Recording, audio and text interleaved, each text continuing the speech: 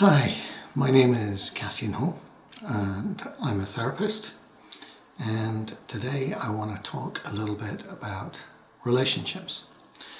Now I'm involved as a couples counsellor.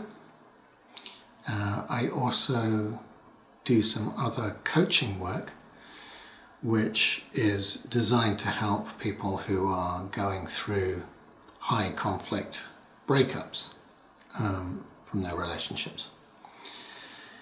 And well, both of those really come at the extreme end of relationship breakdown. And I guess in some ways that can be a little bit frustrating, because by the time people choose to come to a couples counsellor, more often than not, one of those people has pretty much decided they're leaving. So it's a kind of a last throw of the dice. Is there anything that can make me change my mind kind of attitude. And that seems to be more often not the case. Certainly here in the UK, I think there's other areas, maybe in the United States, where people are a little bit more culturally open to the idea of going to counselling as a couple, just to help things along. Whereas in Britain it's probably seen as a sort of last resort.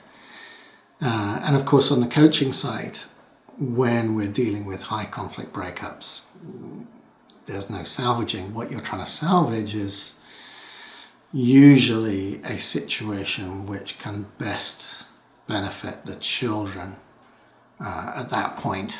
Otherwise they can be caught up in years of really damaging conflict between two people. So how do we arrive at this place? What's going on? Why is it that so many of us are ending up divorced and in shared parenting scenarios? Well, from what I've seen, I think one of the things that we're doing is we're taking our relationships for granted. I think when you're young, when you're in your 20s, or probably increasingly in your 30s when you're getting married these days, if you do get married, and that's another issue, but getting together with somebody often happens later now. But even when it happens still in your 20s, we're not really prepared for what it means. There's no one really, in our societal structure, there's no one to sit you down and say, well, this is really what it means to make a commitment to somebody. In all honesty, I think commitment has become almost a dirty word. And so when we do get together with people, there's a kind of a naive clinging to fantasies that each person in the couple might have. So they might imagine the lovely house, the beautiful kids, the lovely partner to come home to, and it's all slightly in the realm of fantasy. So when life gets in the way and you find yourself having to work far too long hours, not spending enough time with the family, the romance starts to drain out of the relationship. All of these, by tiny cut by tiny cut, it erodes away at this perfect image of a relationship, and suddenly someone in that relationship will wake up one day and say, what am I doing here? This isn't serving me. This isn't what I signed up for. So they say, right, well, I'm going to call it off. There's something better. Or maybe, as is often the case, they meet somebody else and they seem fresh and exciting and new, and they give new life to that fantasy. They think, oh, look, this person seems to be more like that fantasy I had. maybe I can just switch at this point and maybe the fantasy will come true then. And of course, predictably, usually it doesn't. They might create the same problems, or, they a few months after they've blown up their marriage and taken off with someone new, they realize that it was nothing of the sort anyway, and that the person wasn't who they thought it was. They were just projecting their fantasies onto this person. So there's to come back to where we started this, there's a sort of a naivety that we have going into relationships, that we're fueling our own, dare I say it these days, but narcissistic fantasies about what a relationship should be. I know it's a much abused term. So let's call it self-indulgent. Self-indulgent fantasies about exactly what a relationship would be. And there's another element as well. We are culturally sold a lie. We're told that we can have it all. We can have this beautiful house, these beautiful kids, this beautiful partner, this beautiful career. We're going to be wonderfully successful as well. And nothing has to give. Well, that's kind of crazy as well. Now, maybe 1 in a million people manage to pull that off. Or I should say 2, shouldn't I? Maybe 2 in a million people pull that off. But the truth is, in life, we have to make sacrifices. We make trades. We have to decide what our priorities are. Do we want to spend time with the kids, or do we want the high-flying job? We seem to use culturally this meter of the boardroom. This is somehow our gold standard. This is what we should all aspire to be as a member of the board. Working, 80 hours a week. Well, I don't want to. It sounds like a miserable life. I'd have never seen my kids. And I really enjoyed bringing up my kids. So why the hell would I want to consider that as my gold standard? I certainly don't. Now, it is right for some people. Some people are workaholics. They want to, that's what motivates them in life. They just want to work. And if you're married to someone like that, maybe you'll get the fruits of their labor, which will be money, material things, but you won't get the time with them. You won't get the investment in the children. You can't have everything. There are 24 hours in the day. There are 7 days in the week. How's it going to be portioned up, right? You can spend all that time working. You can spend that time at home. Maybe you want to spend all your time at home raising the kids, which is, a job in itself. But it's not a paying job. And so if we prioritize that, then we're going to have to say, okay, we're going to have less money. Maybe the house can't be so lovely. Maybe it's not in such a beautiful area. Or maybe it's smaller than I imagined. There's always a trade. It's like, what do you prioritize? So this myth that we can have it all. No, we can't. We have to make sacrifices. And we have to decide what our priorities are. This is what being grown up is about. This is what taking responsibility is about. And what's more is that we make these decisions with our partners. We have these discussions with our partners. How do we want to arrange the domestic contract? Who's going out to work? Maybe it's both of us. Maybe it's one of us. These days it's usually both of us, but maybe somebody has to put in more hours than the other. Maybe someone's majoring on looking after the kids and the other one's majoring working in the office. But we discuss it. We do it as a team. So we both know where we're coming from. And we set aside the fantasies. And instead, we make real plans with the real person that we're with. We say, what do we want? What are we aiming for? All right? We have to work as a team. And we need goals that we share in common. Right? So instead of these crazy fantasies that will never be fulfilled, you can start to have real goals that you can work towards and that can be fulfilled. right? Because they're rooted in reality and they're rooted in the shared desires of the couple that are aiming for those goals, right? So this now becomes a real thing, and shared endeavors can be hugely fulfilling to set goals together and to meet those goals. That brings people even closer together. That binds relationships together. That shows each person in that partnership that together they're stronger than just the individual alone. In fact, they're stronger than the two individuals alone. Together they create something bigger, right? And it's a process of working together, communicating well together, setting goals together, and making their life real and not fantasy. And it's kind of extraordinary how many of us are living the fantasy life. So I wish that I could somehow intervene earlier for so many of these couples, because there's so many lovely people as well. These are not bad people. They're not evil people who've suddenly done something terrible. They've just not known. They've not known how to approach these relationships. And they've not known how to prioritize in their life or to set goals together. They just haven't known these things.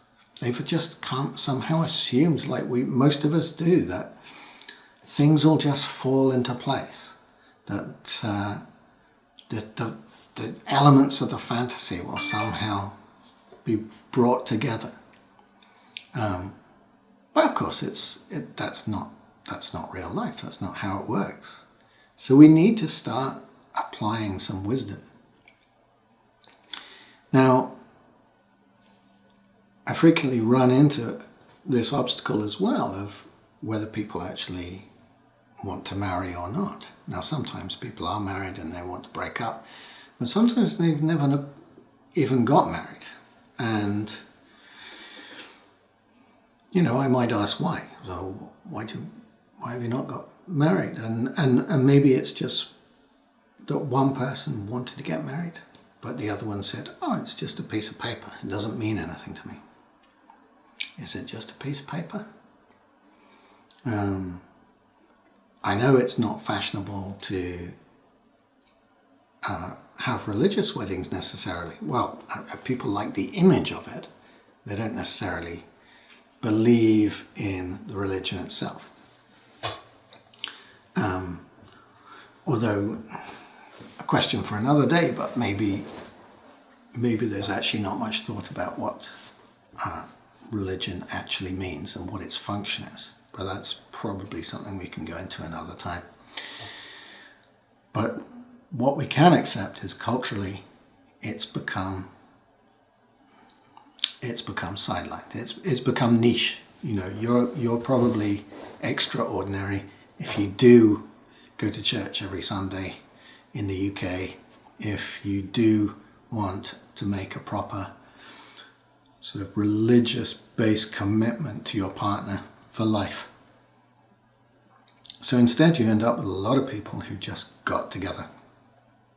And maybe even one aspires to have a registry office wedding, it needn't be that religious, maybe a humanist wedding, something like that. But still the other one says, "Oh, it's just a piece of paper." And that always sets the alarms ringing for me. It's like, well, no, it's not actually. Because a relationship that you enter into, especially when you're going to have children, or going to try and have children, it's a contract. You've got to make a commitment.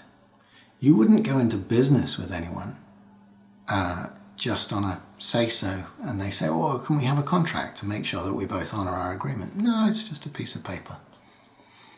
And now that may sound a little cynical. Is a relationship like a business deal?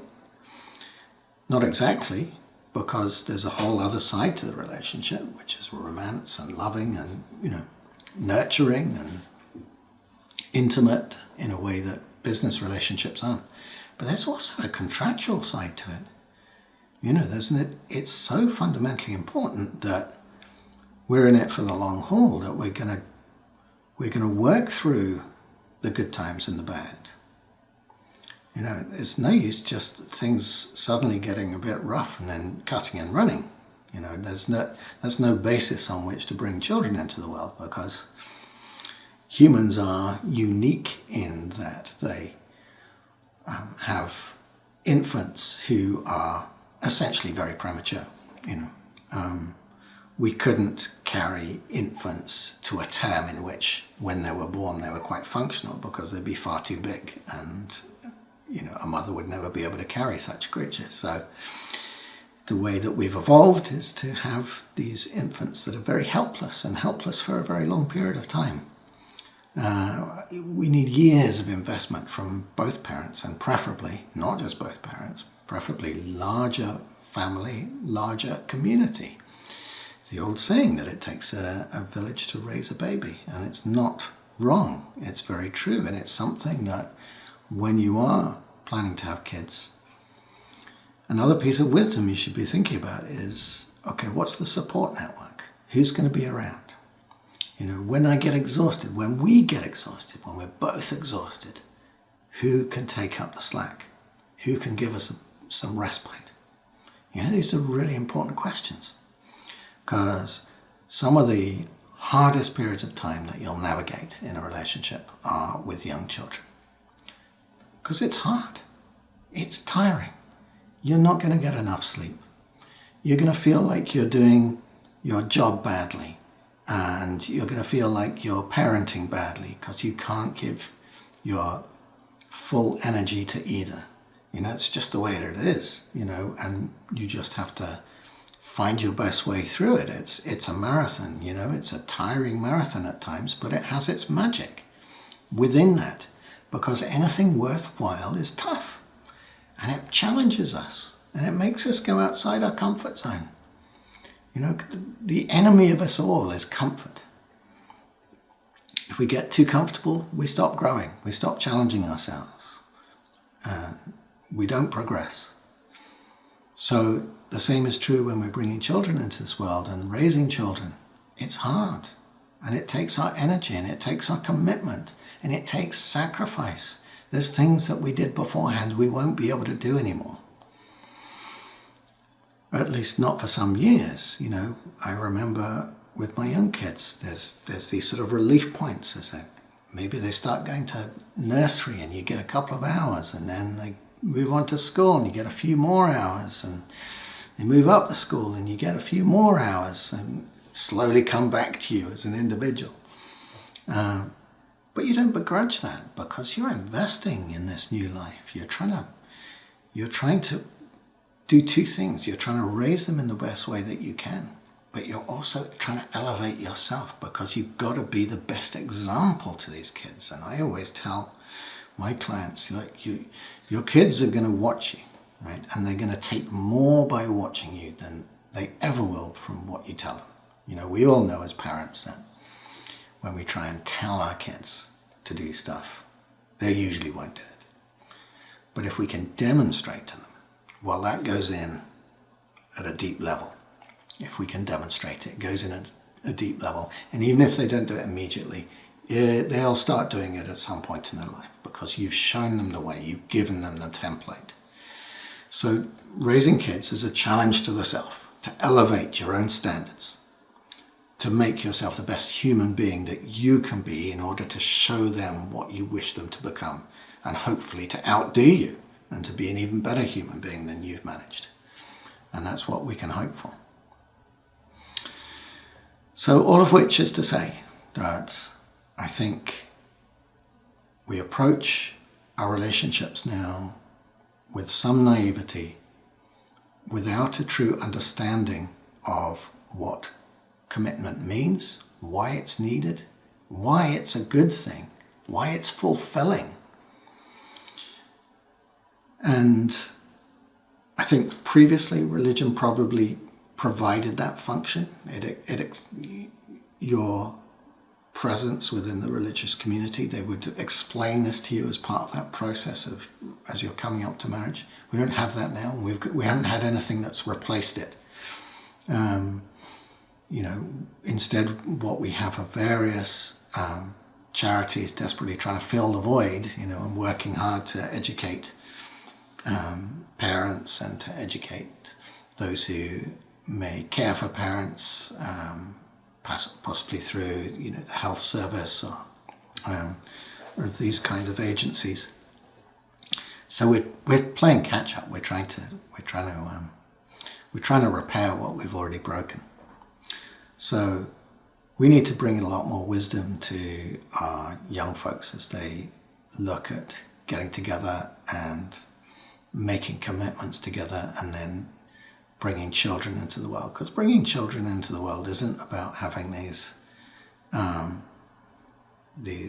Instagram possibilities, these little creatures you can put on social media for likes and followers. That's the complete inverse of what it's about. It's about raising your own standards. It's about raising wonderful little people to be wonderful big people. And we know from the science this happens most successfully with two committed parents. So getting relationships right and keeping them on track is so vital and such an important thing that we need to undertake in our lives. And we need to constantly work at our relationships. We need to give them the investment that they deserve. We need to have our date nights. We need to keep romance alive by working on it, by acting like we're dating for the first time, like by keeping things exciting and understanding that we can also argue, and we can argue within set rules, and then we make peace, right? We don't want somebody who's just going to roll over every time we have some important point to make, because that's more destabilizing. We want a strong individual to partner with. So that means sometimes we're going to butt heads, metaphorically speaking. And so we need to understand all of these things and know how to navigate what relationships can throw at us. And that's why we need to work at our relationships and see it as an investment and realize that by investing in it, we can gain huge life fulfillment and satisfaction and happiness and contentment through investing in it. It's the most fundamental purpose of a human being. So, okay, that's what I've got to say today on relationships, and I hope that I get a chance maybe to help couples earlier in their journey before somebody's walking out the door. We can sometimes salvage those situations, but it can be very difficult to as well.